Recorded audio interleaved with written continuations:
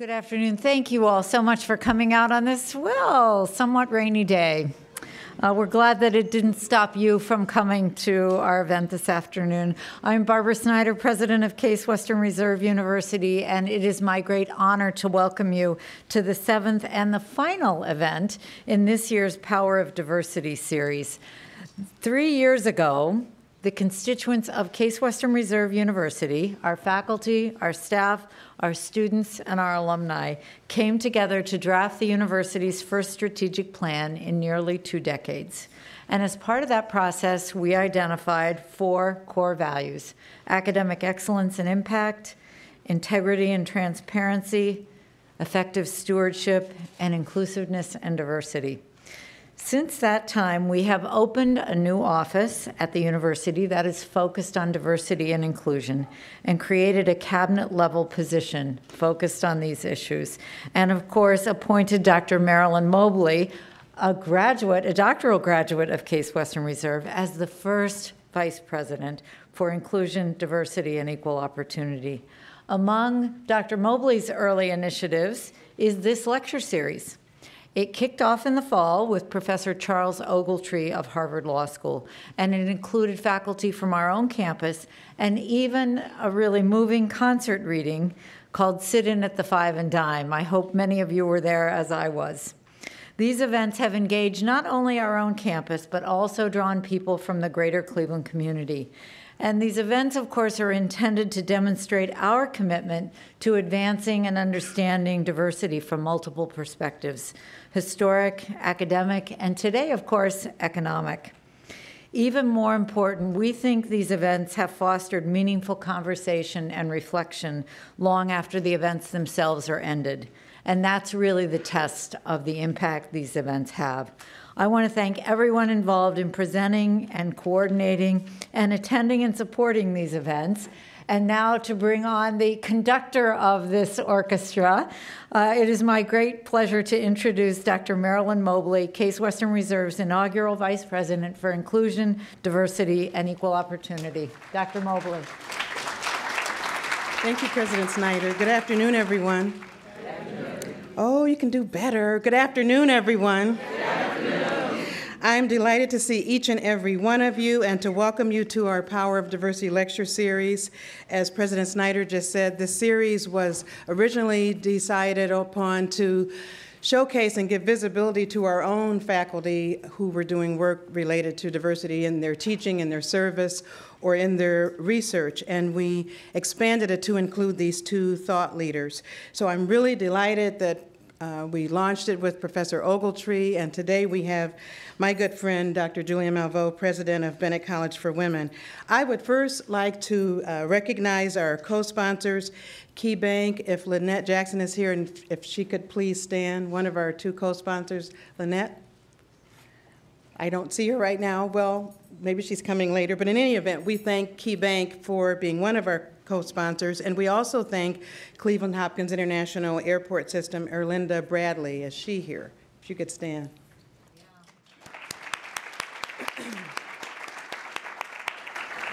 We thank you for your generous support of this program.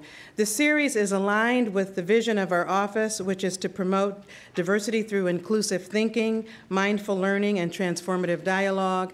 And I've been really gratified to work for a president who can speak about diversity and who can put action to it. And so we appreciate that this is part of our strategic plan and that we are in the business of implementing that strategic plan. We are doing this work through strategic attention and leadership in the areas of climate assessment, communication and education, programming and resource development, which includes attention to recruitment and retention, compliance and community outreach and engagement. Today's program offers us an opportunity to hear from one of the nation's foremost thought leaders on education, the national economy, and the connection of diversity and inclusion to both of these pressing issues of our time. I won't read her bio. When I was her provost at Bennett College for Women, we used to say to each other, we hate it when people read the bio and people have the bio. So I'm not going to insult you. I know you can read. But I would like to share with you a few of Dr. Malveaux's accomplishments from her first 4 years at Bennett College. Like President Snyder, President Malveaux will be graduating a class now that she's been with for 4 years. And in her 4 years, her achievements include these. First, new construction in 28 years, $21 million capital improvement program. Bennett will be an all-passport campus in the fall of 2011.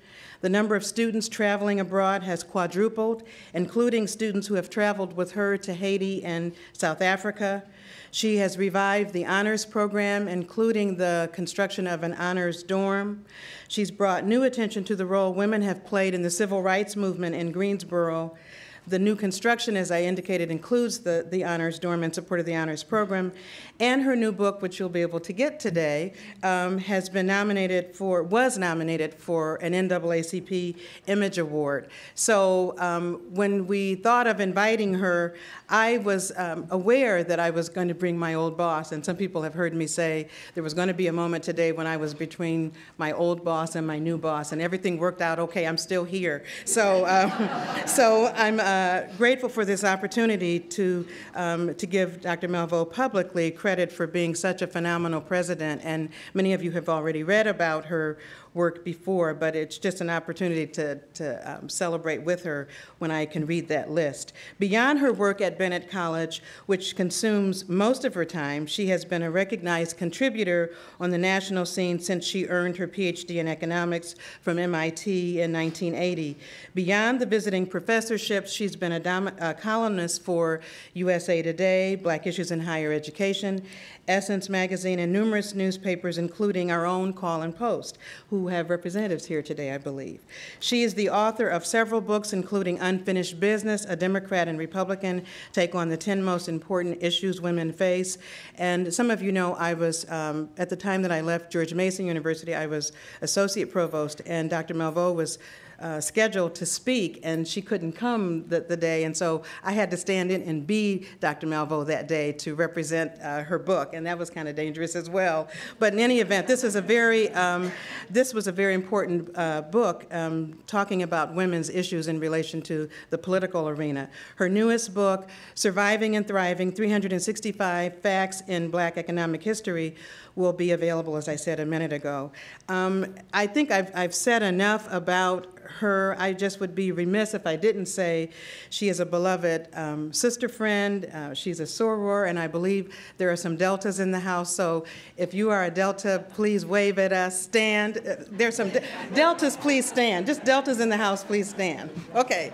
Okay, you may be seated. I knew there were Deltas in the house. So she's a beloved soror and sister friend. She's also a leader I respect, a scholar and educator, and someone we've been waiting for a while. She met with, today she met with members of my team, and I have some hardworking folk. I don't know, you should stand up, hardworking folk, who are in my office. If you're part of the Oidio office, if you could just raise your hand. We thank you. Liz Roccaforte, Tennille Kaus, Melissa, Robin, Dr. John Clossy, and I have to thank Eric Dickin and all of his group for helping us do this event today. I don't want to step away from the podium without recognizing the people who have really helped us. And so because she has been such a devoted leader, scholar, and educator, I just hope you will give her a warm welcome. We're delighted to have her in Cleveland. Dr. Malveaux.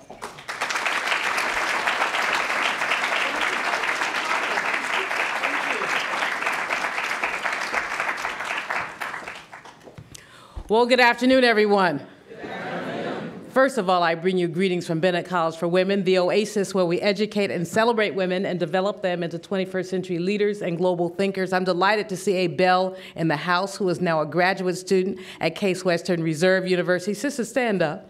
Are there other Belles in the house? President Snyder knows that we always recognize our alumni wherever they are because they are so very important to us. But thank you, President Snyder, for your invitation and for the work that you've done. It's just my delight to be here at Case Western Reserve University, to be somewhere where the leader has embraced diversity and its importance. I think if you've seen the reports that have been developed, that Dr. Mobley has developed, you've seen the progress that she's made in just 2.5 short years since she deserted me. I had to throw that in there. But she's done great work. There's a lot more to do, and President Snyder deserves all the support she can get to help Maryland, this extraordinary person, do the work she needs to do. I also want to thank Vice President Mobley for the invitation, for the opportunity for us to be together. And I want to tell you all how lucky you are. You have a woman with soul and spirit who believes in this work. And this is work that it's easy for some people to play with, but it's also work that you have to believe in. And what you have to believe in is the reality that our nation is changing. That our nation is changing. We have to be ready to change the metrics to accommodate that change. Then let me finally greet the faculty, students, alumni, and friends of Case Western Reserve University, and of course my sorors of Delta Sigma Theta Sorority Incorporated. Again, it's just a delight to be here. This is Women's History Month, so let me maybe start with that, or let me maybe not. Let me maybe go back a month for a moment to start with, to talk about Black History Month, because someone might ask, why did I write this book, Surviving and Thriving, 365 Facts in Black Economic History? And someone else might ask, why are we still studying Black history? Actually, a young lady came to see me today and she said, why do we still have HBCUs? And I have to tell y'all that this is the moment when I usually thank the Lord for the iPad, iPod, something. Because when I'm on airplanes and people ask me such questions, I put the little things in my ear and I do this. It's sort of like, this is a question that does not beg answering. It's a question that one wonders why it emerges. If you didn't have historically Black colleges and universities, you'd frankly have to invent them. President Obama has said he wants to see us lead the world again in terms of the number of folks, the percentage of folks who are getting AA and BA degrees. In the United States, it's 40%. It was 40%, just about 35 years ago. We haven't improved the way we develop education. But our demographic has changed, and one of the things we know, especially in the public universities, that resources are being cut. Our historically Black colleges stand in the gap. We can't meet those goals unless we have historically Black colleges and universities. And so we will celebrate Black History Month, African American History Month, as long as we have to have these separate books. It all ought to be woven into a textbook, and it hasn't happened that way yet. Although women are the majority of the population and the majority of those who attend college, we still haven't woven women's history, indeed, into our entire history. I love to tell the story, and thank you, Maryland, for recognizing the work we've done in Greensboro to make sure that women's role in the civil rights movement is lifted up. Now, all of you have heard, I'm sure, about the A&T 4. Those 4 courageous men at the Woolworths on February 1st, 1960, at North Carolina A&T State University, freshmen all. They were 17 and 18 years old. They were petrified. They did not know what was going to happen to them. Would they be put out of school? Would they have any futures? And indeed, many of them anecdotally say they could not find jobs in Greensboro when they graduated. They had to leave. People still held that against them. But here's the story you didn't hear. Here's the story you don't know.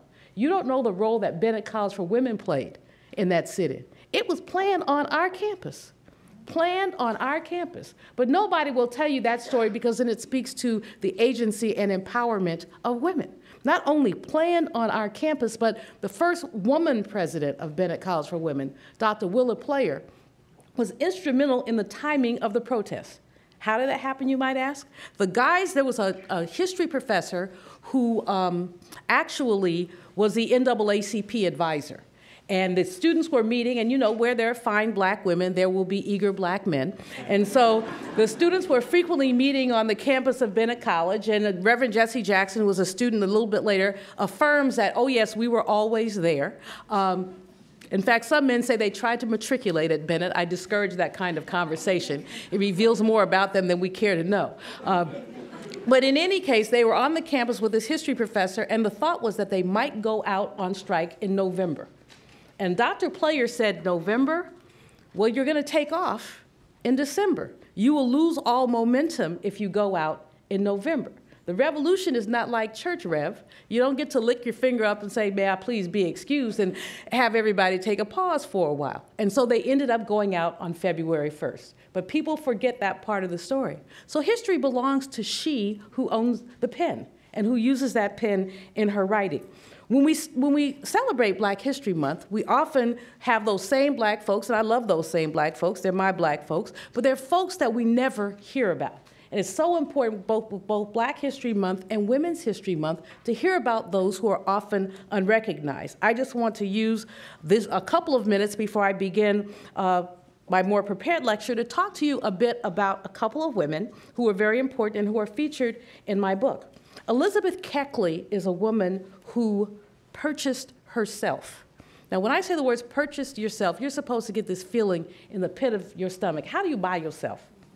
How do you purchase yourself? She was a tailor who lived in Virginia. She was owned by a family of dissolute people who managed to lose about 3 fortunes, and so they ended up moving to St. Louis, where in her autobiography, Keckley writes that she supported 17 people with her needle.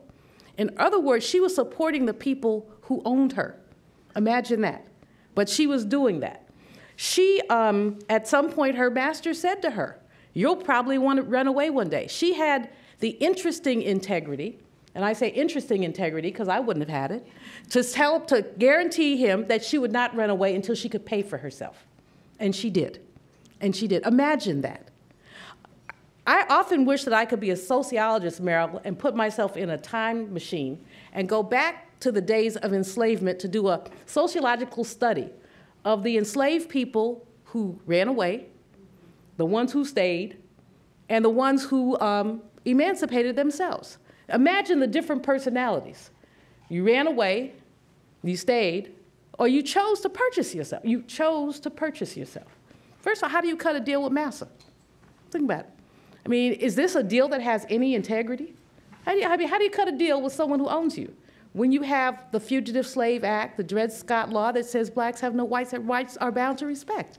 So Elizabethckley purchased herself and moved herself to Washington, D.C., where she became the tailor for for Mary Todd Lincoln.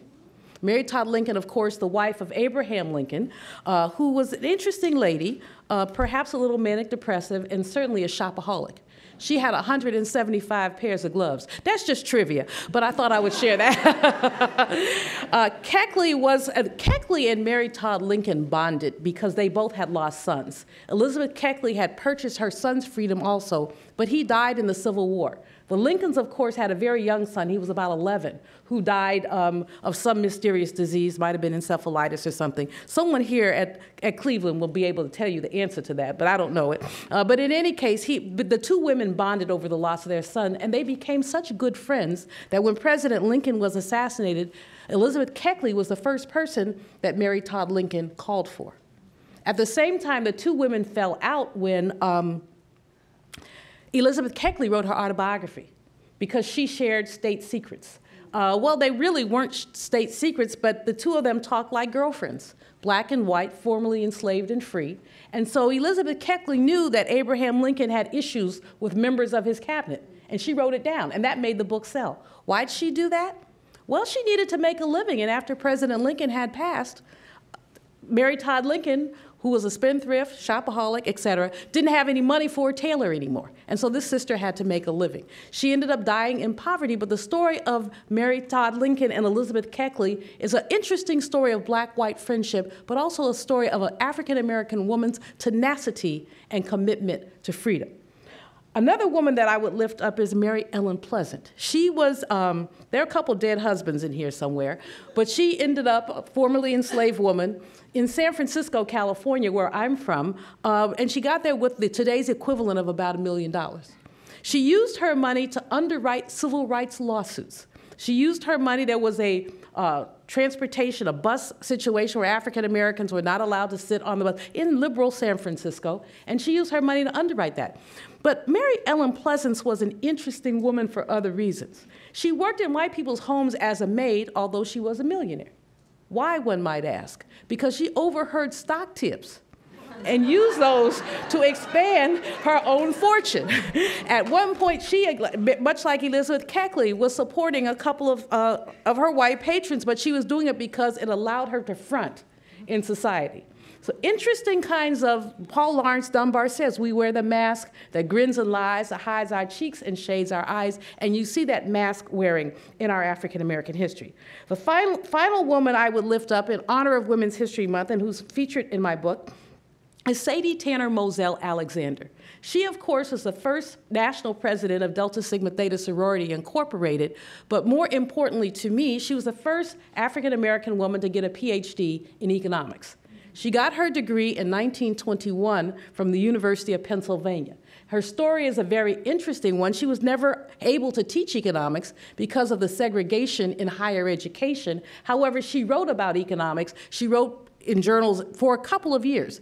Actually unable to find a job, she went to North Carolina Mutual, which was the first black-owned insurance companies, and worked as an actuary, returning to Pennsylvania a couple of years later to matriculate at the law school at the University of Pennsylvania. She eventually became, in 1927, the first African-American woman admitted to the Pennsylvania bar. Her story is a remarkable one for so many reasons. She was an interesting woman. It's always interesting to have these folks and to put them in context. A prideful sister who would never admit that she was the second black woman to get a Ph.D. in economics. There was actually another woman who got their degree the day before. So in all of her correspondence, she describes herself as among the first. And that's accurate, but she wouldn't say second, which was kind of interesting. Her dissertation was on the migration of the Negro to Pennsylvania in 1916 to 1919, which reflects the work that Isabel Wilkerson has done in her book, The Light of Other Suns, that great migration period where so many people were released. If you read her dissertation, as I do in honor of Black History Month about once a year, you're struck by her sense of person, her confidence, but also the classism that exudes from her dissertation. She's an upper middle class black woman studying immigrants. And she writes things that make you kind of cringe every now and then. If the Negro would spend less money on beer, the community would be further along. But the one line I love, which is, I always want to send it to T.D. Jakes. If the Negro spent less money on stained glass windows and more on the uplift of our community, wouldn't we be further along? So she uses this scientific dissertation to implicitly preach at the Negro. And in a way that, of course, is scientific and not blaming, but very interesting. So I wanted to talk to you about those women for just a minute. It was not part of my assignment, but in Women's History Month is something that I feel must be done. Now, y'all would not have come out this afternoon if you weren't interested in the subject matter about the economic case for the diversity. At the same time, I know that behind somebody's mind, if they're not here, they probably looked at the flyer and passed it up, was a notion of, here we go again. When we talk about diversity, many people think, well, haven't we talked about that enough already? If you Google diversity, I can't tell you how many million references you'll have. Everybody has some form of a diversity class, education, something, to the point that 3 years ago, someone coined the term diversity fatigue. And literally, I was sitting with someone on an airplane. I try not to have these conversations on airplanes. They never turn out right. Again, that's the blessing of the iPod. And the man said he had been to a diversity training, and he was sick of diversity training. He didn't want to go to any more diversity trainings in his lifetime. I said, well, you're pretty old. You probably won't. Seems like you're about to retire. But the fact is, we have to keep practicing this until we get it right. After talking to that man, it occurred to me that diversity fatigue was like sunlight fatigue. What do I mean? The sun is going to rise, the sun is going to fall. No matter what happens, sun rise, sun fall. At the end of the day, if you're tired of sun, it's going to be over, but it's going to start again in the morning. You don't get up and say, oh, I have sunrise fatigue, I don't want to see the sun again. Well, then expire. The fact is you have no choice but see the sun again. Diversity fatigue is much the same way. By 2042, no ethnic group will be a majority in this country. No ethnic group. We will not be majority white, nor African American, nor Latino, nor Asian. So be tired if you want to. If you're around here until 2042, you will deal with diversity. As a matter of fact, you will deal with it now. So it's interesting for people to be tired of reality. To say, I am just so tired of, but there are people who are tired of reality. They're called delusional. Many of them are institutionalized. You know folks like that. Diversity is our reality, and so the challenge is how to begin to deal with it. The economic case for diversity needs to ask developmental questions about an economy in which all of us can thrive. But there's a difference between the economic case and the business case. And I want to first say a little bit about the business case because I think that some of that is as interesting as the economic case. The Center for Creative Leadership, which is based in Greensboro, North Carolina, has done numerous studies about what happens when workplaces are mixed.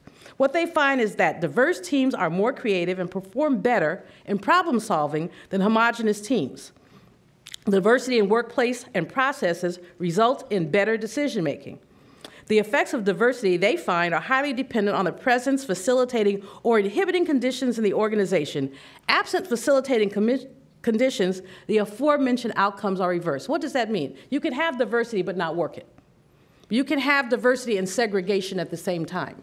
I did some training, and I know you had a colleague of mine here, Meryl, doing some internal work for you, Howard Ross, who has a new book coming out on diversity that I'm very excited about. Howard and I worked for a Fortune 50 company in another life of mine. I'm like a cat. I have 9 lives. Hopefully I'm only on 5 right now because it could stand another few.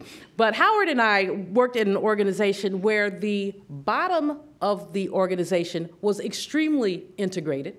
In fact, one might say that beyond being integrated, it was disproportionately of color, especially African American, but also Latino. The bottom of the organization was the admin part of the organization. The top of the organization, the folks who made 6 figures or more, I mean, you have more easily found a champagne cocktail in the daytime than a black man at the office. I mean, literally, we're the brothers. They had a few African-American women, and they had very few as well, probably twice as many white women as African-American women, but that still, with those other folks, didn't represent more than 10% of the workforce.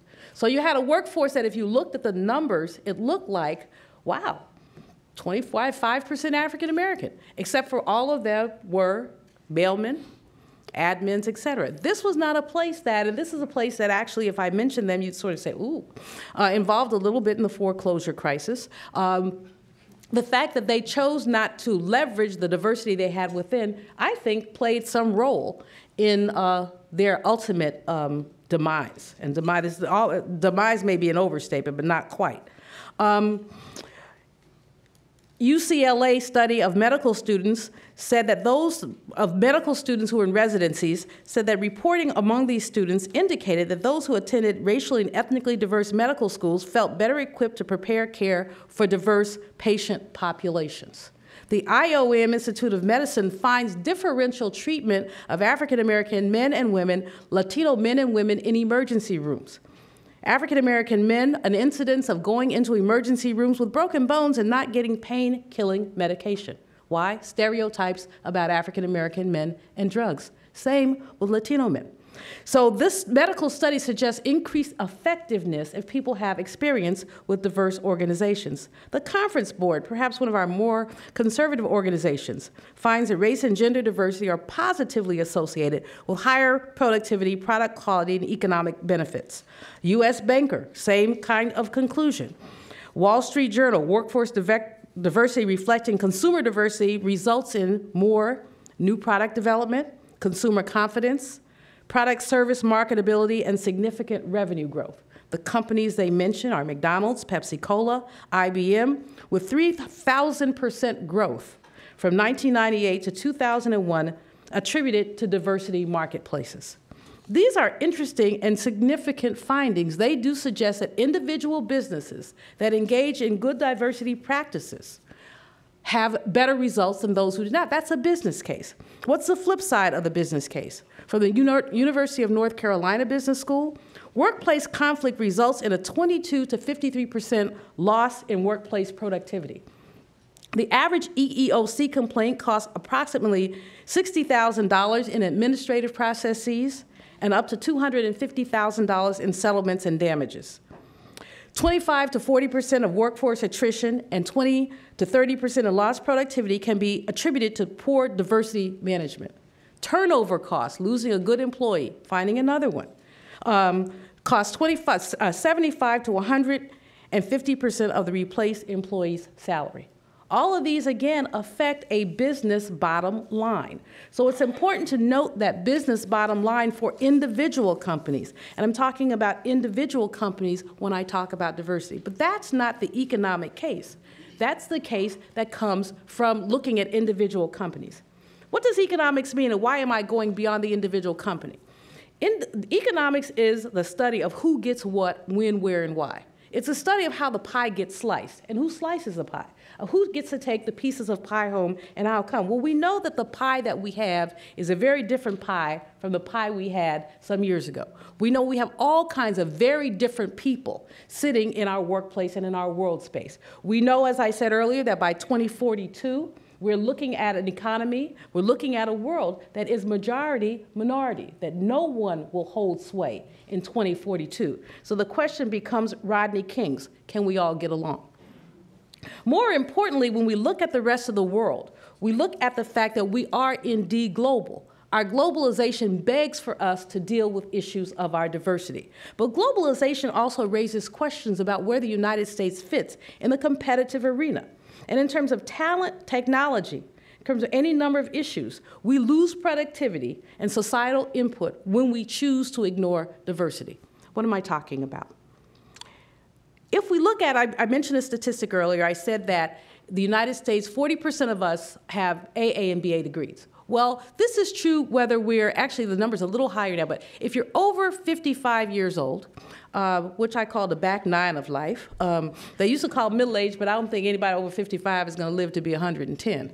So let's not, but if you're over 55, 55 to 64, according to the data, 40% of us have an AA or BA degree. If you're 25 to 34, it's the same 40%. Again, that means that we have not increased our ability to deliver educational services in a 30-year period. 55 to 64, the United States ranks first in providing education to seasoned people, to people at the back nine. So 30 years ago, we were doing a better job than anyone else was in delivering education. If you look at the 25 to 34-year-olds, where do we rank? Anybody want to guess? We rank 10th. We rank 10th. We rank after North Korea. We rank after Ireland. We rank after Spain, Canada, Japan. Why do we rank so differently? We've not invested. We've chosen not to invest in education. Why have we foregone that investment, one might ask? The demographic of who we educate has changed significantly. We don't have an education crisis in America. We have an inner city education crisis. If we look at suburbs and look at graduation rates and all those things, they still look relatively robust. The young man or woman who's planning to go to Harvard, or in many cases, Case Western, is not going to have a problem. It's the inner city first generation student whose productivity we'll need in 30 years, or even 20, or even 10. Those are the students who we need to be worried about. But that means that we have to spend money. We have to invest money in education. And yet it's something we have been reluctant to do. More than reluctant, in the middle of this Great Recession, what we want to cut now is education. President Snyder is probably no different than me and every other university president in the country that's looking with a, just saying, ooh, how do you begin to make these cuts? Well, the answer, of course, is you don't become the farmer who eats her seed corn, who foregoes next year's investment because I have to eat right now. Because if we cut education, we're saying that we're cutting not the entire population, but our developing population. We're cutting our African American and Latino young people who need perhaps more educational supports than we ever offered before. Well, we're doing this at the same time that I think, and this is an exaggeration, I saw somebody's YouTube up, don't put this up on YouTube. I get in trouble when things go up on YouTube. But in any case, as I said, I am exaggerating, but in China, they're developing a university about every other day. Now, that is an exaggeration, but the rate of development of higher education institutions in China is unprecedented, is literally unprecedented. Money is being put into developing the workforce of the future. Well, what our state universities are saying is, I've got to cut. In North Carolina, my colleagues down the road a piece, North Carolina A&T State University and University of North Carolina at Greensboro, are both budgeting for 15% cuts. At UNCG, that means 200 less faculty positions. At A&T, it means over 100 fewer faculty positions. That means less sections taught. That means somebody who's not going to get that required class in their senior year and is going to have to stay for 5 years. That's all called lost productivity. I don't think that we're thinking about it that way. I certainly sympathize with our governor, whose hands she believes are tied. She's got to cut about $6 billion out of the state budget. Where does it come from? Certainly state administrators don't have the luxury that the feds do to print their own money. And most states are conjoined from running deficits. So if states can't run deficits, they have to figure something out. But one might argue that this is the time for the federal government to assume some deficit spending so that states can hold even. Now, I know who won't argue that. They won't be the members of the party that have denigrated my favorite beverage, tea, but they will be the folks who they're going to be the folks who are looking at the future and not at the present. Looking at the future requires some form of educational investment. And so when we look at where we are in terms of education, we can make an economic case for investing in education and for what the future will look like. What are our alternatives, frankly? We've already begun to see some of them with the back offices that exist in other countries, draining jobs from here. Have you ever had a conversation on the telephone trying to get an airline reservation, and they give you the wrong day because they're in another time zone? Or they ask you to please to have a good day? You're like, okay. So we know we're probably somewhere else. I'm not hating on those countries. They're doing what they're supposed to do. They're making the best case for someone's investment in them. But what do we make the case for an investment in our country? And why does our tax code permit runaway shops? Our tax code ought to heavily penalize those companies who don't want to employ people in the United States.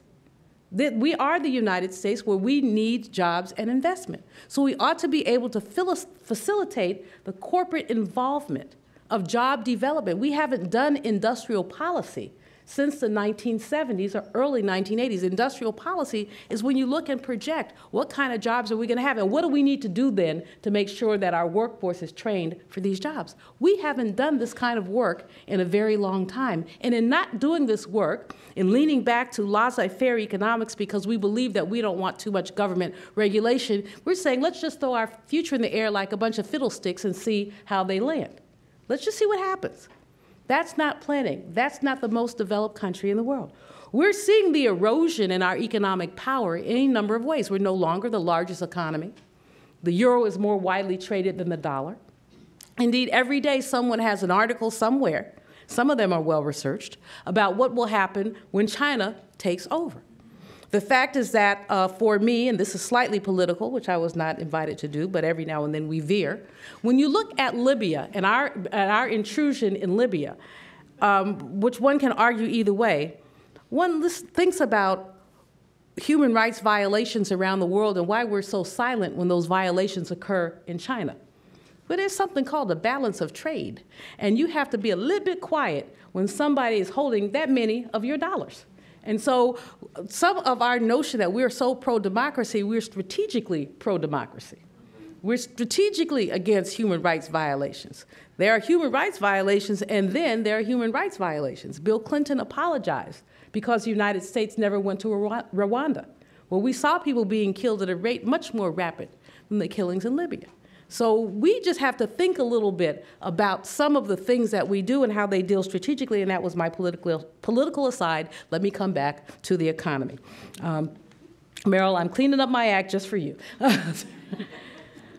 Usually I'm a little less focused about some of these things, but I think it's important for us to, or a little more focused actually, but I think it's important to make some cases for what we lose when we decide that we're not going to invest in the long run, remain a strong country. We don't have to be the strongest country.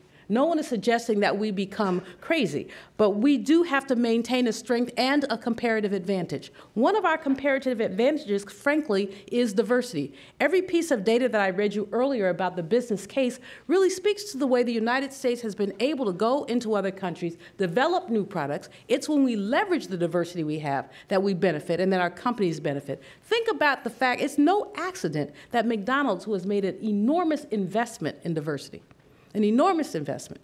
But it's no accident they're all over the world, doing very well, with very good relations in most parts of the world. It has to do with their cultural sensitivity and with the investment that they've put into that. And so we look at where we are and how other countries are exploiting talent while we're ignoring it. And then we have to look at some of the demographic shifts that exist and the aging of the baby boom, what that means to the baby boom, us, Maryland, when there's no investment in the younger generation. The question becomes, who will take care of the baby boom if the younger generation is not being empowered to manage our country? Let me put it very bluntly, perhaps more bluntly than I should. Do you want somebody that you've dissed for much of their life to take care of you in the old folks' home?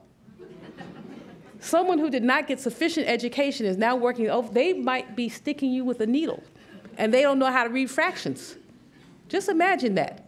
You thought you were going to get one sixth of a CC, and you get 6 CCs? Oh, you will be flying higher than 3 kites. The fact is, we've chosen not to invest in some of these folks. Or as my mom once said to me, my mom is an interesting lady who reads my work episodically, and when she wants to suck up, she says, I just read this article you wrote. So I wrote an article about why we needed to invest in health sciences, nurses' aides, and she said, well, I don't want to get a nurse's aide if you send me to a home who makes the minimum wage. I said, why not, Mother? She said, would you like a minimum wage worker moving you from the bedpan to the bed? You might get dropped. The fact is, when we choose not to invest in people, people choose not to invest in us. And one might look at the lackadaisical connection that Gen X and Y have to the workforce. Easy to leave a job, won't do this, won't do that, it speaks to the minimal connection that we've made with some of them. So some of the other consequences of failing to invest in education are reverberated all over our society. And so I would say that it's easy to make an economic case, both short run and long run, for an investment in education. But what's the flip side of that? What's the flip side of that in terms of the Great Recession? We know that we're experiencing a recession the likes of which we have not seen. We're so close to a Great Depression, it's not funny. Now, some people will dispute that. There are even those who say we're in economic recovery. And there is some economic data you can use to make that suggestion, but not that reality. The unemployment rate last month was 8.9%. For African Americans, that translated into 15.3%, over 12% for Latinos. Now, the unemployment rate was 8.9%, and 200,000 jobs were created, 270,000 actually, to be exact. But that meant that with the 31,000 jobs that were created the previous month, we're talking an average about 120,000 jobs a month. We need to generate about 400,000 jobs a month to catch up.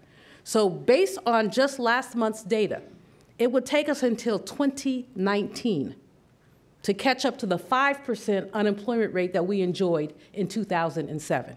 Let me repeat that. It's 2011 now. It will take us until 2019, unless there is some accelerant in the way that we are generating and developing jobs. That's scary. That's really scary. 5% unemployment wasn't that bad, but guess what that was? It was about 9% for African Americans. 8.9% again. What can I say about that 8.9%? It's a number that underestimates the real pain that exists in the labor market. If you look at employment and earnings, which comes out, or the employment situation, which comes out from the Bureau of Labor Statistics monthly, they have a table called alternate measures of unemployment. And one of the alternate measures is an unemployment rate that includes those who are working part-time but really want full-time jobs, people who've left the labor market because they don't think they can find jobs anymore at all, and a group of others. Instead of 8.9, you end up with 15.4%. So that's 15.4 is about 1.7 times 8.9. Forgive me for giving you too many numbers, but there's a point that I want to make. And that's if you take the 15.3% black unemployment rate and multiply it by 1.7, this is the number we were talking about earlier, brother, you'll end up with something that's near 30%, 28%. That is a depression-level unemployment rate. What are the costs? What are the real economic costs? Now, not the cost to one business, but the cost to our society of having 1 in 3 people in one community unemployed. Let's just think about the costs in terms of mental health and corrosion. 1, 2, 3, you, lady in the red. 1, 2, 3, you, sister with your hand like that. 1, 2, 3, you. Now look at this row. 3 people, theoretically, how does their joblessness affect the people they're sitting next to? What does it mean to know people, to have people in your circle who are out of work? What does it mean to know that your work is that fragile? What does it mean to the people left behind? The work hasn't stopped. There are just less people doing the same amount of work, which means that individual doing more work. What does that mean? And so when we talk about the real cost of unemployment, the psychic costs and the other costs, we really have to pay attention not only to the unemployment situation, but to the diverse implications of this unemployment situation. Every community is not experiencing the same amount of pain. It really does mean differences in terms of the way that we process this different situation, with some people saying, I think we're rounding the corner now, and other people saying it's worse than ever. Ironically and strangely, the Washington Post just did a study that said that African Americans are more optimistic about recovery than other people are. Worse data, more optimistic. But then African American people are always more optimistic, caught between this dynamic called hope and despair. Coming out of church, it's going to get better tomorrow. Usually a praise the Lord is added there. And that's a good thing to have the optimism, but the realism is such that we know that our country is going to have long-term consequences from this unemployment. And the consequences are not equally shared by community. However, let me be clear. I started out by talking about diversity fatigue, and I want to come back to that in the context of the Great Recession. There aren't enough jobs to go around. So why talk about diversity when there are not enough jobs to go around at all? There's someone who's saying, well, they're unemployed, but I have a job. Except for we live in this intertwined and global community where literally my pain becomes your pain, whether you want it to or not. My pain becomes your pain when you walk by me with a new Prada bag and I haven't worked in a while. Well, that bag might suddenly become mine. And these things are not often transferred without some consequences. I'm not suggesting theft or robbery, but we do know that there are aspects of crime that are economically correlated.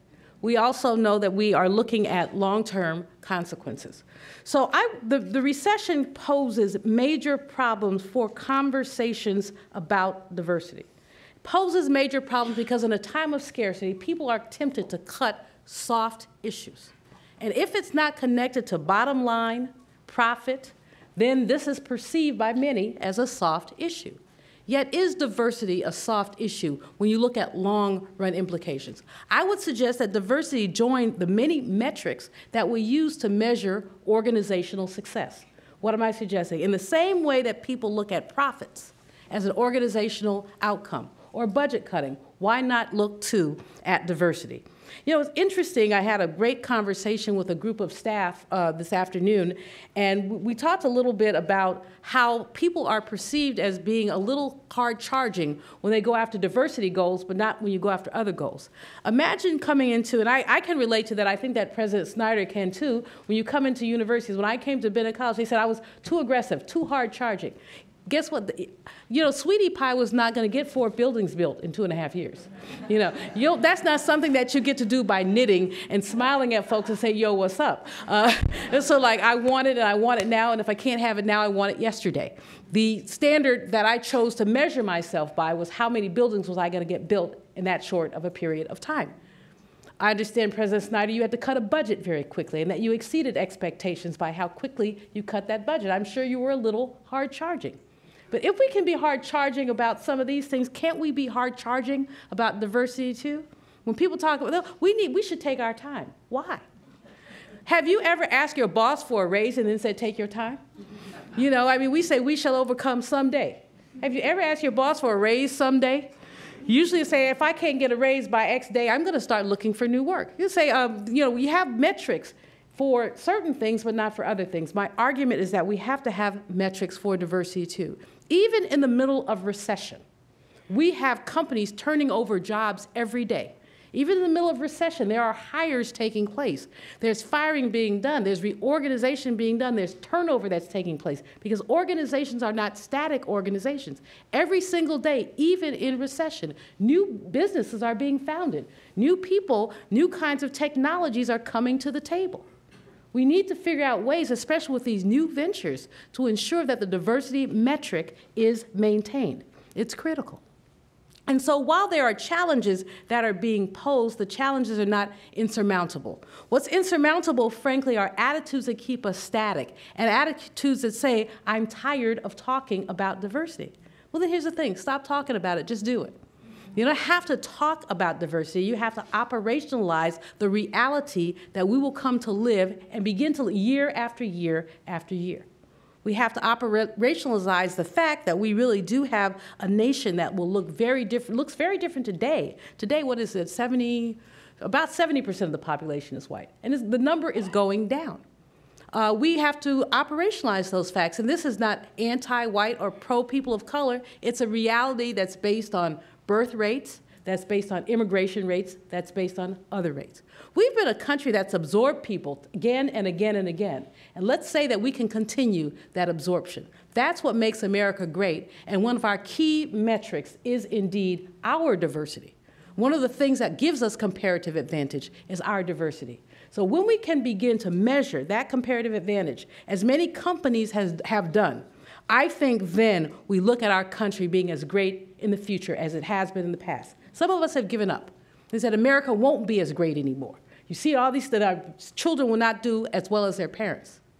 That's a ceteris paribus issue for the economists in the crowd. That means if everything stays the same as it is, yes, we will go down. But what if we make a decision to change?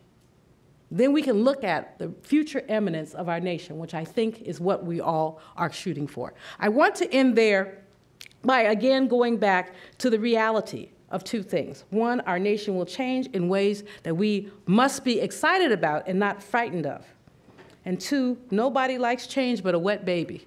And even a wet baby cries. Thank you very much.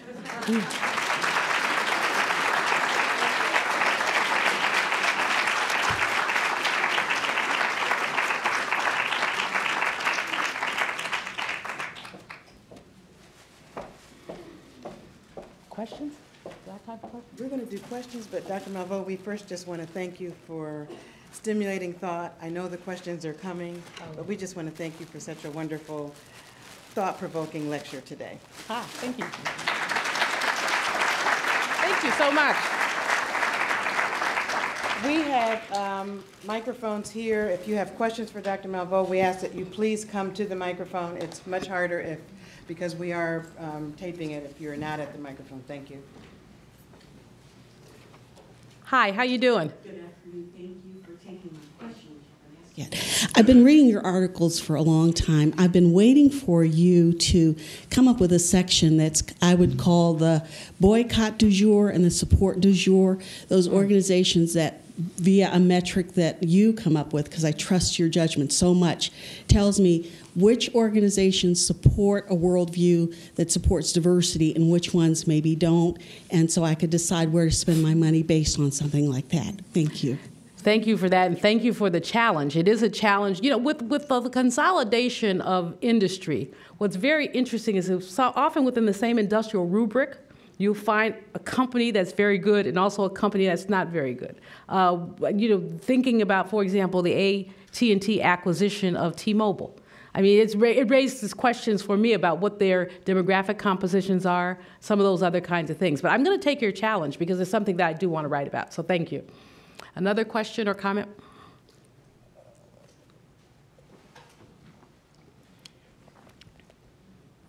Good afternoon. Good afternoon. Good remarks. In the history of the Fortune 500, we've had, I think, less than 7 African-American CEOs leading Fortune 500 companies. How do we increase the value proposition of business and wealth creation in the minority communities, particularly underserved urban communities in America, and make it more real and relevant? Because I find even in education, it's a difficult sell to make, that education pays, and that it offers real wealth if you work hard and you can get through and study hard, there's going to be a good paying job and access to wealth once you graduate. Really great question. One of the reasons I wrote Surviving and Thriving was to basically inspire young people like yourself, because you look pretty young. I mean, I may have bad eyes. Oh. But the fact is that many young people, based on their experiences with racism and other things, have given up before they've even begun. And yet, if enslaved people could purchase themselves, If Mary Ellen Pleasant could become an eavesdropper in somebody's house, if there's so many African-American men and women who before we were even free had amassed fortunes, not to mention after formal freedom, but de facto racism. The 1865 to 1964 period. People still accumulated amazing things, had amazing inventions, started historically black colleges and universities. Even when there were laws that said things like you couldn't own more than a certain amount, African-American men who were blacksmiths couldn't own the tools of their trade. And that's what gave them comparative advantage. And so if folks could succeed even in that, why can't we succeed now? One of the reasons that Bennett College focuses on entrepreneurship, among other things, if you can't find the Fortune 500 job, be Kathy Hughes, who wrote the foreword to my book, Become Your Own Fortune 500 Company. And Kathy slept in her radio station, for months to amass the money to borrow to get another station. I mean, she slept with her child in a radio station. That's how strongly she felt that she wanted to create this media empire. And so there are things that folks need to do. But we need to begin with the teaching, and we need to begin with the access. And then we start scrubbing our educational system of those, to use the words of Harriet Tubman, weevils. There's a weevil, and she said there was a weevil in the Constitution. I think there are weevils in our education system. Some of them occur at about the 3rd grade when African-American boys especially are told that they can't do. Who are the teachers who tell black boys what they can't do? Or who say that they're intimidated or frightened by little boys? Where have they been? And wherever they've been, they don't need to be in the classroom. Or maybe they need to be in like a kindergarten classroom, maybe not even that. But we need teachers who are passionate about teaching. Now, I'm not going to go the Michelle Rhee route and attack teachers just because they're teachers. Most teachers are very good teachers. But there are some teachers who are not so good, and I challenge teachers' unions to work with progressive parents to ensure that teachers meet reasonable standards. And if they don't, are taught to meet reasonable standards, and have adequate working conditions, and have periodic sabbaticals. K through 12 teachers don't get the same sabbaticals that college teachers get. But one might argue that they should. I mean, working in some inner cities would require not only hardship pay, but time off. Yeah. I went into an inner city high school not too long ago. I had to rest the next day. Lay in my bed with some tea and say, oh my. And didn't even write about it. It defied writing about. But in any case, we need to talk about the connections with education, and then we need to make entrepreneurship exciting. We need to make legitimate entrepreneurship exciting. Some folks have made illegitimate entrepreneurship exciting, so let's talk about the kind of returns one can gain from legitimate entrepreneurship. Thank you so much for the question. Hi. When I think of diversity, 2 words that come to mind are respect and value.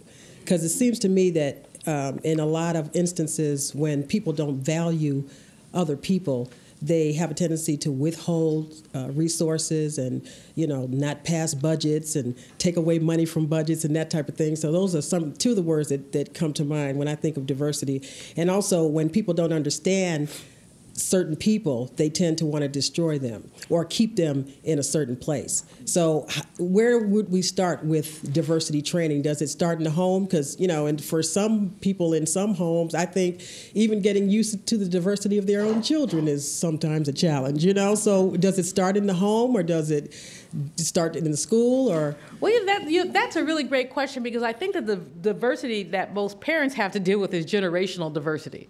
I find myself turning into my grandmother sometimes when I say to someone, turn that mess down, which is what I was told from the time I was about 13 until the time I play my music. I say, turn that mess down. And then when I say it to someone, I'm like, ooh, I'm getting old. Or the whole text culture that the young people are absolutely addicted to. That somebody over there is texting somebody over there when they could just wait 5 minutes and say something on the way out the door, but no, they're texting right this minute at a party. Do you want to dance? Well, walk over to the sister and ask her. Don't text her. You might get better results. But so we have all kinds of diversity that we do need to pay attention to, and we need to be clear that diversity isn't just race, gender, and protected classes, but it's also class and religion and any number of other things. Respect is about sensitivity, about wanting to know where the other person has come from, wanting to know what they're bringing to the table. We don't have to be best friends at work, but we do have to have certain kinds of recognitions. Diversity training becomes, what can I say? It becomes useless and something to resent. When people are sitting in a classroom and they're lectured that, you know, black people are this and white people are that and Latinos are this. And first of all, there's stereotypes that shouldn't often be repeated. And secondly, what is anybody going to do with those? Instead, I think when experiential experiences are combined with a corporate culture, because every corporation has a culture, a way that things are done. And so when new employees and continuing employees are reminded of the culture, and when leaders decide that if aspects of the culture reinforce the negative, then those things have to be changed. And often, what you pay attention to is what the culture is going to be. So if you decide to reinforce to remove the negative, reinforce the positive, culture gradually moves. So I am not a huge proponent of sort of these things you get online and here's your diversity training, stick it in the computer and, you know, answer one from column A, two from column B. I'm more basically concerned that diversity professionals are brought into an environment where the culture exists and they're able to do some work with the culture to develop trainings. You're never done. Let me say with diversity, you're never done. Do we have to do diversity training again? Well, when AT&T and T-Mobile merge, if they do, they're going to have to do all kinds of training. But taking those two corporate cultures and putting them together, and then with all their demographic differences, are going to require all kinds of training. You never get, this is not like getting in the car with those folks on TV. Are we there yet? You know, the show, are we there? No, you're not ever there. But when you stop trying, you absolutely go backwards. Thank you. We have time for the two last questions here. And then after the questions, Dr. Malveaux will be available to sign her book for reception afterwards. Two last questions. Yeah, thank you for taking my question. I just have a quick question going back to when you talked about how by 2040 there won't be any majority within the United States. How do you see that affecting issues that specifically affect that black community, such as like the extraordinarily high unemployment rate and issues such as police brutality and racial profiling? And how do you see that affecting issues that directly affect the black community more than other minority communities? Well, we're not, African Americans are not the majority now. We're about 13% of the population, just a little bit less. And how does it affect it now? People don't pay attention to those issues. The challenge for the African American community in an increasingly diverse society is to be better organized, to better articulate our goals, to be better politically savvy about alliances. And I think that's going to be even more important the further we go on. Not only have we never been the majority, although we have certainly experienced our share of oppression, but we are no longer the largest minority. So what we often find in diversity budgets is that people have one budget that African Americans got a very large percentage of, but now you have other populations who deserve a piece of that same budget. What ought to happen is that those diversity budgets would increase. In a recession, that's not going to happen. So you frequently find that now we, people of color, are competing for the same diversity dollars. We have to learn how to have conversations with brown, with our Latino and Asian brothers and sisters around some of these issues. And it's very interesting because this is something that we African Americans, as we talk about diversity, frequently resist. So I'll give you a funny example, not really that funny, but I went to a conference where these African-American women had managed to get a nice piece of diversity money by saying they were doing a conference for women of color. But they had about a dozen speakers and only one was non-African American. So the Latina sisters who were there were justifiably not very happy. And they basically said, we won't come back. And the sisters were like, well, what happened? And I said to them, flip it. What if you went to a conference that white women had organized and there was only one speaker of color? How would you feel? And we've got to begin to talk about, we have issues that are particular to our community, but we also have issues. High unemployment is a national scourge. We experience it more than others, but it occurs to me that if we were able to organize unemployed people, they might have a real problem in the United States House of Representatives. Imagine all the unemployed people walking to Washington when they say, wait, give me some jobs. Not some black jobs, because there are no black jobs, but some jobs. Finally, the African-American community has to join the 21st century in terms of preparation. The question the young man there asked about entrepreneurship, we need to be as prepared as anybody else, and we can be. Thank you very much. My sister? I suspect this is a good follow-up. The economics of people voting in their own interest. They say that we have 8 million millionaires in the country, and I suspect that most of them vote politically in their own interest. Could you say a word about how we could help other people use economics to vote economically in their own interest?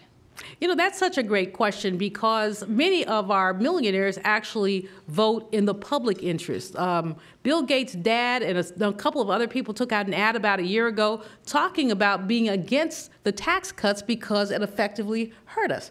But there are a lot of people who vote in their own social interests and against their economic interests. If people are able to structure a conversation so you're talking us versus them, if you get people, see, I think that there are a group of people in this country who believe that if they tell lies repeatedly, somebody will eventually believe them. So how is it that 25% of the population believes that Barack Obama was not born in the United States? I mean, literally, but you've heard it time and again by so-called respectable people who may run for president, but don't mind saying, we don't think the president was born in the United States. And you say it and say it and say it and say it, and somebody who's just mad, you know, and hadn't had any health care or job, say, oh, no, he wasn't born in the United States, I'm going to vote against that, without looking at the progressive public policy that has emerged from this White House. For example, the passage of health care was the most progressive legislation that we've seen passed, you know, in 2 generations since Franklin Delano Roosevelt. Now, people can disagree about aspects of it, but the fact is that many Americans will be included in a pool that they were excluded from because of this legislation, which again won't fully take effect until about 2017. So it's going to take a while. The gradualism weakened it, but that's the case. So people have to, I mean, I think that economic issues have to become personal. That it doesn't do to talk about the broad statistics, but that with your neighbor who believes that tax cuts for the wealthy will somehow trickle down to her. And people believe that. That is worth having conversations about. And that means we have to have difficult conversations with people we don't know very well about things that have happened. Gloria Steinem used to always say that if I have a problem, it's a personal problem, but if you and I have the same problem, it becomes a political problem. There are a lot of people in this country have political and economic problems that they're hiding from each other. So that bankruptcy is a personal problem. But when 2.2 million Americans lose their homes, this is a social and a political and an economic problem. So, but people are ashamed to even talk about their bankruptcy. You know, I have a colleague who has an MBA from Harvard who just lost her house, and she said, I see this as a personal failure. How could I get an MBA and lose my house? Well, kind of the same way that you know, Lehman Brothers lost its way. Fannie and Freddie got suspended. Look, you know, let's just call the roll. I mean, you're not any smarter than they are, but let's be clear. But, you know, people have taken these things on personally. You know, Dr. Martin Luther King once said there are 40 million poor people in America, and you have to ask the question, what kind of society creates 40 million poor people? So as opposed to asking what's wrong with the poor people, ask how do we create the 40 million poor people? So the micro work, the work you have to do with your neighbor, is to have that conversation. Why do you think this tax cut will benefit you? Because see, we won't have grassroots. If she's listening to one of those people who keeps repeating the same tale over and over and over again, and what she needs is the person, how did this happen to you? It happened because these were the laws that made it happen. How did you lose your job? Your job went over there. Those kinds of things. Thank you for that question. I appreciate that. Thank all of you for being such a wonderful audience.